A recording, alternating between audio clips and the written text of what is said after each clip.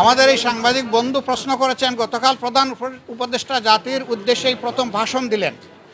তো তিনি বলেছেন যে 17 দিনও হয় নাই, কিন্তু ইতিমধ্যে অনেক সমস্যা আমাদের দিকে ধেয়ে আসছে। সবাইকে তিনি ধৈর্য ধারণ করার জন্য অনুরোধ জানিয়েছেন, ওনাদেরকে একটু সময় দিতে বলেছেন। সামগ্রিক ভাষণকে আমরা কোন দৃষ্টিতে দেখছি? আমরা মনে করি একটা দায়িত্বশীল ভাষণ উনি দিয়েছেন। এই সময় এটাই দরকার ছিল, জাতিকে সামনের দিকে আশা জায়গা নিয়ে কথা জাতির শোনা প্রয়োজন ছিল। তার বক্তব্যে তার প্রতিধ্বনি হয়েছে বলে আমরা মনে করি।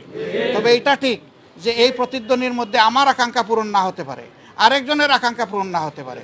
দেখতে হবে সামগ্রিকভাবে সারা দেশবাসীর আকাঙ্ক্ষার প্রতিফলন হয়েছে কিনা। আমরা মনে করি হয়েছে, এবং আমরা মনে করি তারা এখনো রাইট ডিরেকশনে আছেন। তাদেরকে সেভাবেই এগিয়ে গেলে আল্লাহ সাহায্য করবেন, দেশের জনগণও সাহায্য করবে ইনশাআল্লাহ। ছাত্রদের উপরে নির্ভর করে থাকবে এই ধরনের যদি আবারও হামলা হয়, তখন কি জামাত ইসলাম কি এগিয়ে আসবে? আমরা জামাতে এদেশের সচেতন জনগণ হিসাবে আসবো, এবং ছাত্রদেরকে বাদ দিয়েও আসবো না। আমরা তাদের সহযোদ্ধা হিসাবে আসবো। তবে আমরা দোয়া করি এইগুলার যেন প্রয়োজন না হয়, সবার জন্য শুভ বুদ্ধির উদয় হয়।